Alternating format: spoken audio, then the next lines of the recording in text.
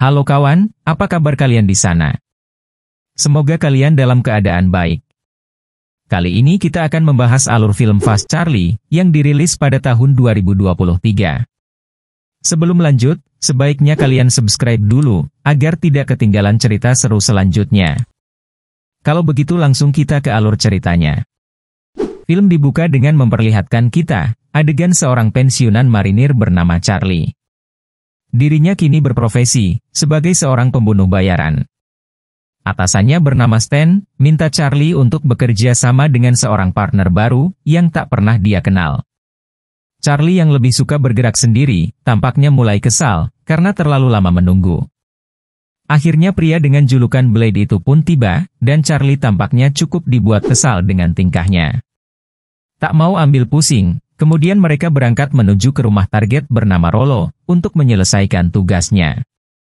Menyadari Blade adalah orang baru, maka Charlie memberinya kesempatan untuk menyelesaikan pekerjaan pertamanya.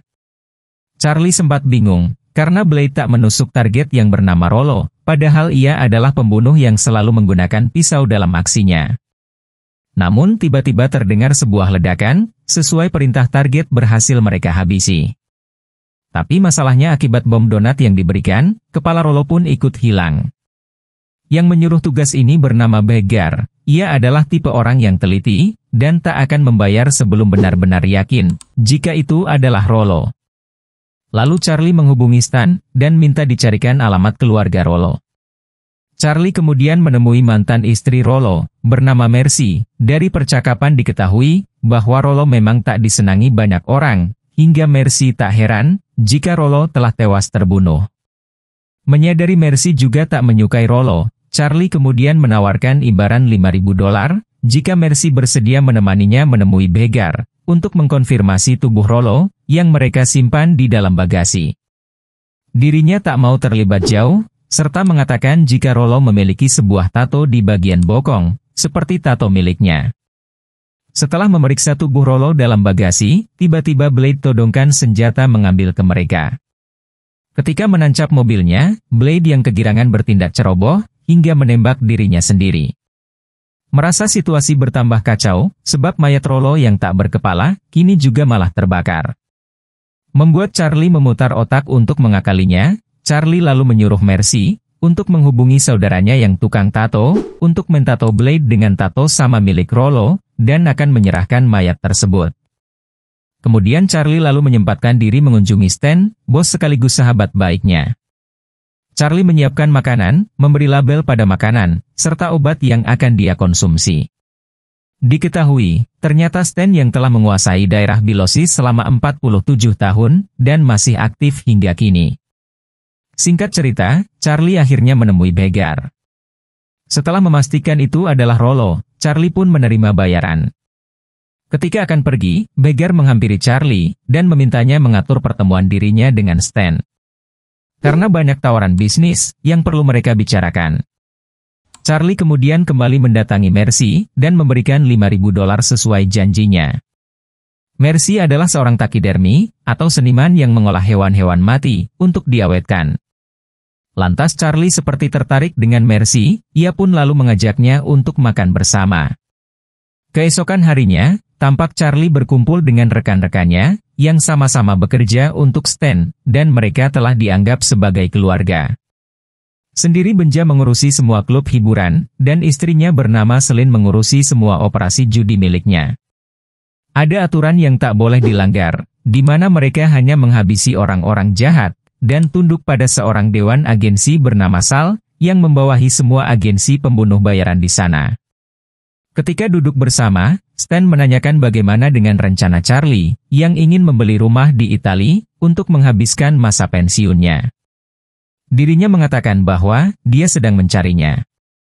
Stan juga menambahkan, jika dirinya telah siap dengan rencana pensiunnya. Di tengah obrolan, Charlie kemudian menyampaikan pesan dari Beggar, yang ingin mengajak Stan bertemu dengannya. Lantas Stan mengatakan, bahwa dia tak ingin berbisnis dengan Beggar, karena tahu dia bukanlah orang yang baik. Dirinya juga memperingatkan, agar jangan berurusan lagi, dan minta Charlie menjauhi Beggar dan kelompoknya. Ketika pulang ke rumah, dan lagi membereskan sisa pekerjaannya. Tiba-tiba suruhan begar datang, menyelinap masuk berniat untuk menghabisinya. Tapi tiba-tiba, sebagai seorang profesional dengan jam terbang tinggi, tentunya Charlie selalu waspada, mempersiapkan segalanya. Kemudian Charlie menghubungi Ben, untuk memperingatkan rekan-rekannya di kasino, agar bersiap karena mereka sudah diserang. Dan seketika menyadari bahwa, dia telah terlambat, karena semua rekannya telah tewas terbunuh. Kemudian ia menemui Sal, untuk minta izin menghabisi begar, karena telah melanggar aturan, dengan membunuh bosnya. Namun Charlie tak mendapat apa yang dia inginkan, sebab Sal melarangnya, karena begar berperan penting dalam kemajuan bisnis, sebab telah banyak berkontribusi bagi kemajuan agensi. Apalagi mengingat, begar yang masih muda, sedangkan Stan dianggap telah tua, hingga pantas untuk digantikan. Lalu Sal malah menyarankan Charlie untuk pergi sejauh mungkin. Tentu saja Charlie menolak, dan akan tetap membuat perhitungan dengan begar dengan caranya sendiri. Ketika Charlie menanyakan keberadaan begar, Sal menyuruh Charlie bertanya sendiri pada Selin yang masih selamat. Mendengar hal itu, Charlie teringat pada Benny yang mempekerjakan Blade untuk Stan, dan menyadari jika Benny telah berkhianat. Charlie kembali ke rumah, dan membawa semua senjata, lalu ke rumah Benny untuk mencarinya.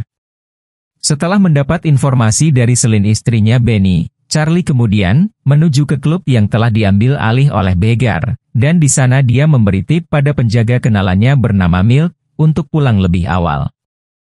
Dan kemudian masuk dengan santai ke ruangan Benny, lalu menghabisinya dengan sadis. Kemudian di sana, ia menghabisi semua anak buah begar yang ada di klub tersebut. Ketika dirinya terpojok, tiba-tiba penjaga sebelumnya datang menyelamatkan Charlie. Lantas Charlie bertanya-tanya, apa yang membuat begar begitu menginginkan kematian Rollo. Lalu ia membuntuti salah satu anak buah begar, yang mencari sesuatu di rumah Rollo. Di dalam rumah itu, terlihat Charlie mengabaikan panggilan dari Mr. Green, dan melanjutkan penyelidikannya. Tiba-tiba dia bertemu dengan anak buah begar, dan langsung menghabisinya di sana.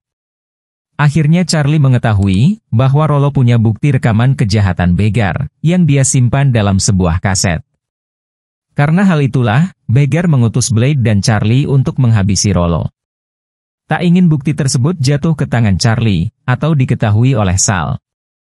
Maka begar mengirim anak buahnya, untuk terus mencari rekaman itu. Bahkan saat ini, mereka telah berada di rumah Mercy. Tanpa rasa takut, lalu Mercy berhasil menghabisi kedua anak buah begar, dengan kemampuannya sebagai seorang mantan istri mafia. Kemudian tak lama, Charlie juga tiba di sana. Kemudian, ia menceritakan semuanya pada Mercy.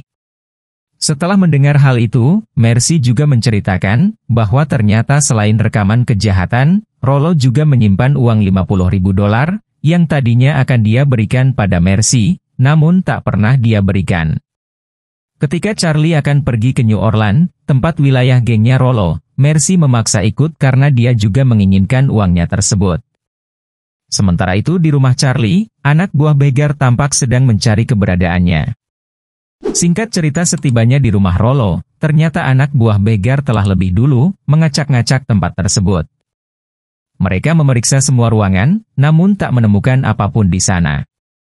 Kemudian, Mercy yang tahu persis kelakuan Rollo, yakin jika rekaman itu dia simpan di dalam sebuah kotak merah bergambar Mustang. Namun mereka tak menemukannya, lalu mendapat petunjuk dari apartemen yang jadi tempat terakhir Rollo inap. Setelah menghubungi pihak apartemen, dan meminta riwayat tagihan, Charlie pun akhirnya mendapat nomor kamar apartemen tersebut, dan segera bergegas ke sana.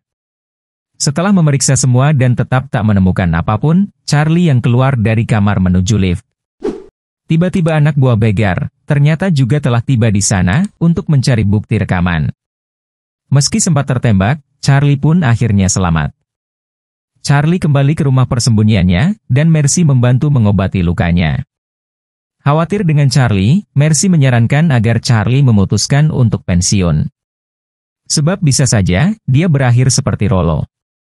Singkat cerita, melalui petunjuk di beyel tagihan apartemen, pencarian Charlie dan Mercy mengarah ke rumah ibunya Rollo, di mana beberapa kali diketahui, Rollo menghubungi ibunya. Setibanya di sana, setelah mencari ke setiap sudut ruangan, akhirnya Mercy berhasil menemukan kotak merah tersebut. Namun saat diperiksa, isinya sudah tak ada. Ternyata uang $50.000 di dalamnya telah digunakan ibunya Rollo untuk operasi payudaranya.